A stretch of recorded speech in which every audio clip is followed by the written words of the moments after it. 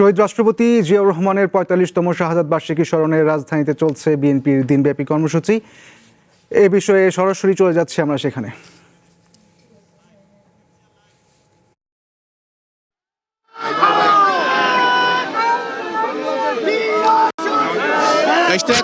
আপনি বলছিলেন যে ৪৫তম শাহাদাত বার্ষিকী সাবেক রাষ্ট্রপতি জিয়াউর রহমানের এই আজকের এই যে মৃত্যুবার্ষিকী, সেই মৃত্যুবার্ষিকীটি কিন্তু আজকে একটু বিশেষ কারণে গুরুত্বপূর্ণ। কারণ আপনি জানেন যে দীর্ঘ ১৬ বছর যে আওয়ামী শাসনামল ছিল, সেই আওয়ামী শাসনামলে সাবেক রাষ্ট্রপতি জিয়াউর রহমানের প্রতিষ্ঠিত যে দল বিএনপিকে কিন্তু নানাভাবেই দমিয়ে রাখবার চেষ্টা হয়েছে।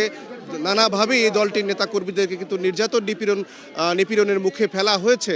সেই দলটি যখন আজকে এখন কিন্তু রাষ্ট্র ক্ষমতায় রয়েছে বিএনপি আসলে রাষ্ট্রের দায়িত্ব নেবার পর এবার প্রথমেই এবছর বলা যায় যে দীর্ঘ ১৭ বছর পরে খুব আড়ম্বরে আজকে কিন্তু বিএনপির প্রতিষ্ঠাতা সাবেক রাষ্ট্রপতি জিয়াউর রহমানের শাহাদাত বার্ষিকী তারা পালন করছেন।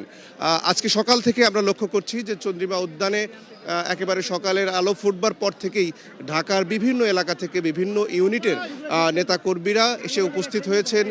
তারা মূলত সাবেক রাষ্ট্রপতি জিয়াউর রহমানকে আজকে স্মরণ করবার জন্য, তার কবর জিয়ারত করবার জন্য এই চন্দ্রিমা উদ্যানের আশপাশে কিন্তু অবস্থান নিয়ে রয়েছেন। যেহেতু প্রধানমন্ত্রী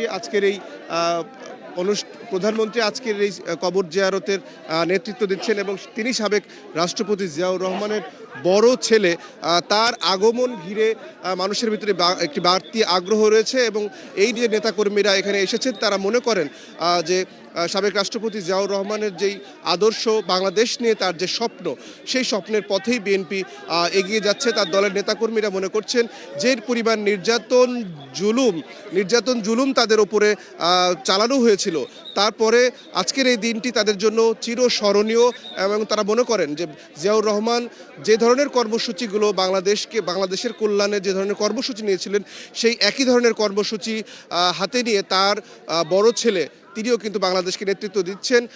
আপনারা জানেন যে কিছুদিন আগে থেকে তিনি নির্বাচনের পর থেকে কিন্তু তিনি খাল কাটার যে ঐতিহাসিক যে কর্মসূচি সাবেক রাষ্ট্রপতি জিয়াউর রহমান নিয়েছিলেন, তারই ধারাবাহিকতায় সেই কর্মসূচি তিনি পালন করছেন। ইশতিয়াক, আমরা কয়েকজন নেতাকর্মীকে একটু শুনতে চাই তারা আজকে কি ভাবছেন, কিভাবে জিয়াউর রহমানকে আরও স্মরণীয় করে রাখা যায়, কিভাবে তার যে স্বপ্ন ছিল সেই স্বপ্নের পথে বিএনপি আর কতটা এগিয়েছে, আর কি করা উচিত বলে আপনারা মনে করেন? শহীদ জিয়াউর রহমান আদর্শের সারথি বর্তমান প্রধানমন্ত্রী দেশনায়ক তারেক রহমান ক্ষমতা আসার পূর্বেই কিন্তু বলেছিলেন যদি কোনোদিন বাংলাদেশের মানুষের ভোটে নির্বাচিত হতে পারে তাহলে জিয়াউর রহমানের আদর্শে বাংলাদেশকে গড়ে তুলবে। তার প্রথম আলোকে দেখলেই বুঝতে পারবেন যে উনি দায়িত্ব নেওয়ার পরপরই সারা বাংলাদেশে খাল কাটা করে।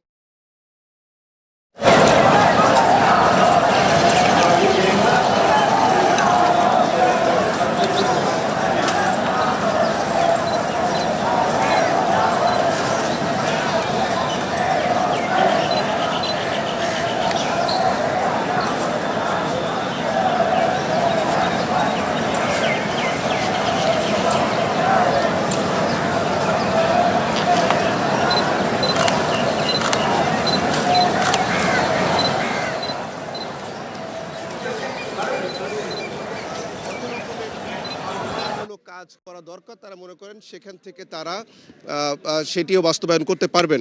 ইশতিয়াক, আপনাকে জানাতে চাই কিছুক্ষণ আগেই প্রধানমন্ত্রী তারেক রহমান চন্দ্রিমা উদ্যানে এসে পৌঁছেছেন এবং তিনি এই মুহূর্তে, আমরা যদিও ভিতরে ঢুকতে পারিনি, তবে আমরা খবর পেয়েছি তিনি এই মুহূর্তে কবর জিয়ারত করছেন এবং তিনি সেখানে তার মা এবং বাবা দুজনের কবর কিন্তু পাশাপাশি রয়েছে। তারা সেখানে সেই প্রথমে দুটি কবর জিয়ারত করবেন এবং সেখানে দোয়া মোনাজাত করবেন। দলের পক্ষ থেকে যেটি জানাতে চাই যে তার সাথে সরকারের গুরুত্বপূর্ণ মন্ত্রী এবং দলের সিনিয়র নেতা আমরা দেখেছি যে দলের সিনিয়র যুগ্ম মহাসচিব রুহুল কবির রিজভী, স্বরাষ্ট্রমন্ত্রী সালাউদ্দিন আহমদ সহ সিনিয়র নেতৃবৃন্দ কিন্তু তার সাথে রয়েছে। যেটি আগেই বলেছি যে প্রধানমন্ত্রীর নিরাপত্তার একটি বিষয় রয়েছে, এই নিরাপত্তার কারণে হাজার হাজার নেতাকর্মী চন্দ্রিমা উদ্যানের আশপাশে অবস্থান নিলেও তাদের সবাইকে আসলে ভিতরে ঢুকতে দেওয়া হয়নি। খুব নির্দিষ্ট কিছু মানুষকে তার সাথে কিন্তু ঢুকতে দেওয়া হয়েছে এবং তারা সমন্বিতভাবে কিন্তু এই শ্রদ্ধা জানাচ্ছেন। ইশতিয়াক, আপনি জানেন যে আজকে দিনব্যাপী কিন্তু বিএনপি সারা দেশব্যাপী অনেকগুলো কর্মসূচি হাতে নিয়েছে। প্রধানমন্ত্রী তারেক রহমান এই চন্দ্রিমা উদ্যানে তার বাবার কবর জিয়ারত শেষে তিনি যাবেন মানিক মিয়া অ্যাভিনিউতে, সেখানে তিনি দুস্থদের মাঝে খাদ্য সামগ্রী বিতরণ করবেন, পোশাক বিতরণ করবেন। এরপরে আরও বড় কর্মসূচি তার রয়েছে, নয়াপল্টন যাবেন তিনি।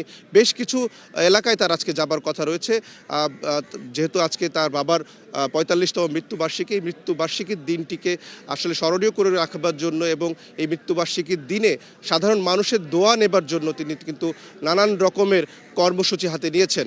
ইশতিয়াক, আমরা খবর পেয়েছি এই মুহূর্তে তারেক রহমান তার বাবার কবর জিয়ারত শেষে মোনাজাতে অংশ নিয়েছেন।